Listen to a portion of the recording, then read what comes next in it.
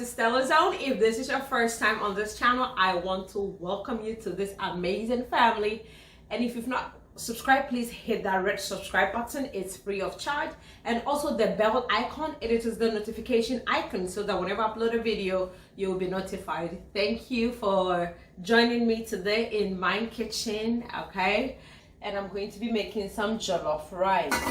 All right, so today it's just going to be a really simple jollof rice. This is going to be a warm jollof rice, or OKRO jollof rice. You know, it's like you make do with what you have. You know, under this lockdown and everything going on, you make do with what you have. So I'm just going to walk you through the ingredient that we have, and you're going to enjoy making this recipe with your family. So come into my kitchen, let's get together, let's have fun, okay? So we have our ingredients here, which is everyday ingredients, nice and simple, okay? So I'm going to starting off, I have onions here. I have yellow onions and shallot, okay? The purple onion is the shallot that I have. And I have one medium-sized yellow onion all sliced up here. I have tomatoes. I actually had 7 Roma tomatoes and 1 large plum tomato. So that's all cut up. You know, you can cut it, you can dice it, you can slice it, whatever you want to do, okay? Just don't blend it for this recipe. And I have, what I have in here is pepper, ginger, garlic, onion, okay? Just these 3 things. And I added a little bit of the opoku. This is opoku, tuna. And this is herring, smoked dried herring, okay? So for this, I did take out the bone, debone it. Just soak it in water, hot water or warm water, for about 10 minutes, and it will make it really nice and soft to take the bone out, because you don't want to be eating your jollof and be coming across bones. You don't want that. So I took a little bit of this, a little bit of that, a little bit of the opoku, and I added it to the pepper, which is, I used 1 red habanero pepper and 2 or 3 pieces, small pieces of kpakoshito, with a little bit of ginger, not too much ginger. You don't want the ginger to overpower your food. And I used about 4 cloves of garlic, okay? Because I love my garlic. And like I said, I already mentioned the onion.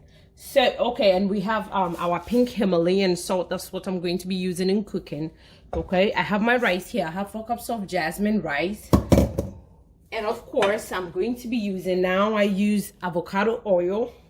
So that's the oil of choice I'm going to be using, but you can use any oil of your preference, okay? I have my pot here ready to go. So let me walk you through this. I know you can find onions. I know you can find tomatoes. If you're like Stella, things are scarce, you can use canned tomatoes, canned diced tomatoes, okay? You can use that.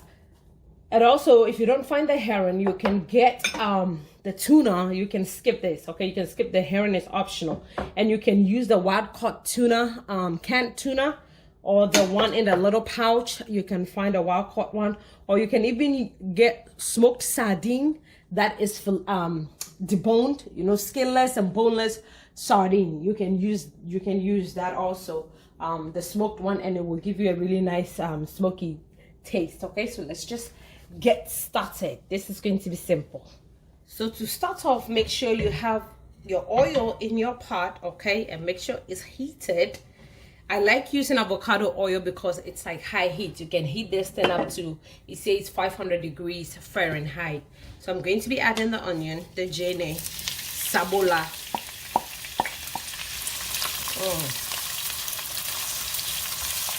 I love onions, so I cook with lots and lots of onions. So we're going to cook this for about 5 minutes, okay? We're going to cook this for 5 minutes or so it's nice and soft. Alright, so the onion has been cooking for over 5 minutes. I'm going to, as you can see, starting to brown. So I'm going to be adding in the pepper and cook for about 2 minutes. And then we'll add the tomatoes.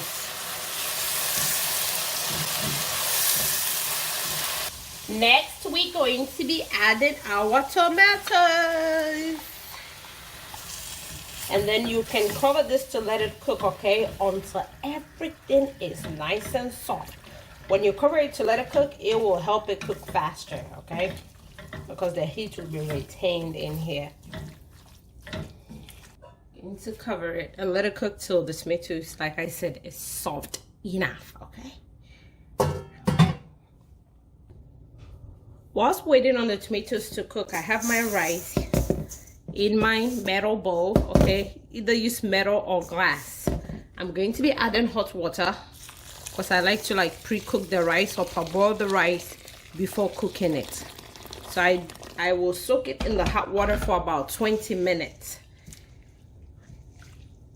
So if you do this process, especially for my natural hair sisters out there that like to do the rice water treatment or the rice water protein treatment, when you cook your rice, you can use this method. If you cook your rice, soak the rice in water for about 20 minutes, you strain the water, put it in a mason jar, cover it, and then you can put it in like under your sink or in a dark place and let it ferment for a couple of days, and then you can use it to make your rice water or hair water, you know, rice water for your hair.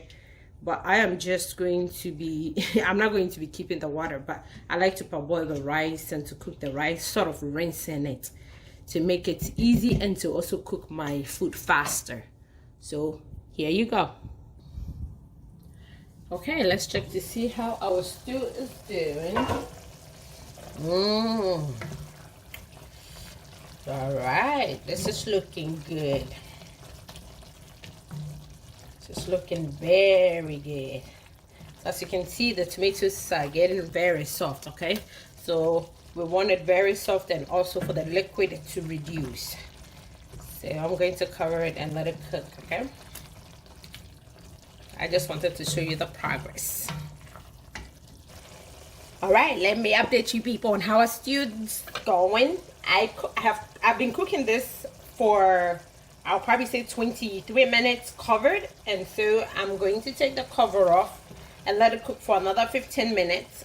But I'm going to be adding the smoked dry herring, since that is tougher than the opoku, okay, so that it will cook in the stew and that will allow it to soften up. So I'm going to cook this for another 15 minutes. And then we can go ahead and add opoku and our rice. So next we're going to be adding the opoku. Make sure you break it apart. I say apart, make sure you fillet it, okay? And sort of flake it, you know. Flaky, flaky, flaky, flaky. This is a warm jollof rice, but it is going to be so delicious. And I'm just going to be going in with one seasoning, and that's Bedia seasoning.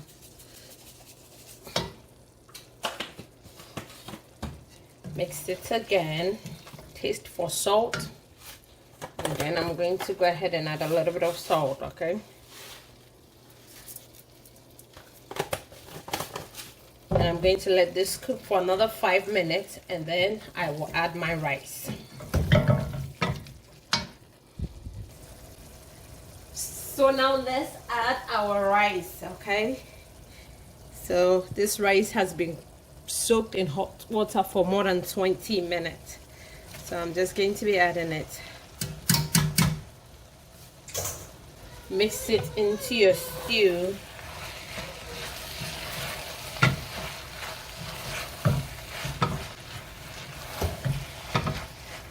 And I'm not going to add any water for now.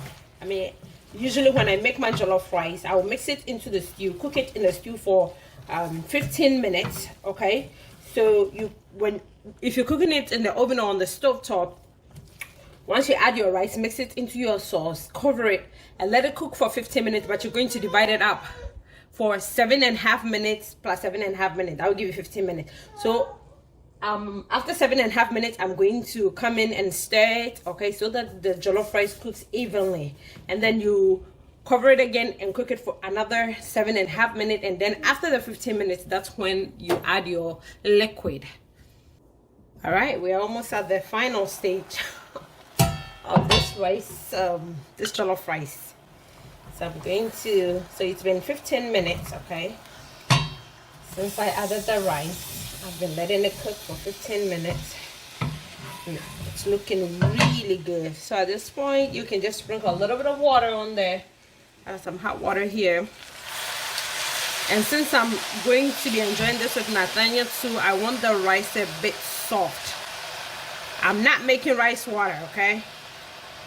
Bear in mind, you're not cooking rice water. You're cooking jollof rice. So just add a little bit of water at a time. If you check it after a couple of minutes and it's maybe you're like, oh, this is too hard, you can add some more water. But from the beginning, don't add too much water. You end up with rice water. And then I'm going to cover this with parchment paper.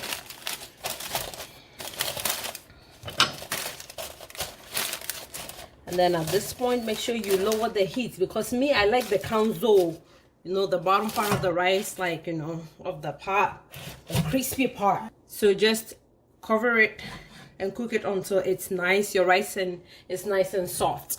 Oshe, our rice, our jollof rice is ready. Oh my goodness, this looks amazing. Look, guys. Look, and the taste. I'm telling you, where there you see we need to in dinjao. But as you guys, your need to is through the camera, so media jamupa. But trust me, once you try this jollof rice, I guarantee you 100%, this will be your go-to jollof rice recipe. Once you try this jollof rice, I'm telling you, okay? It's nice and soft. Let me show you what I'm talking about. It didn't turn into rice water. It's hot. So, see, can just put it in my hand. Mash it up for Nathaniel. This is Yeah, can you eat it with that hand?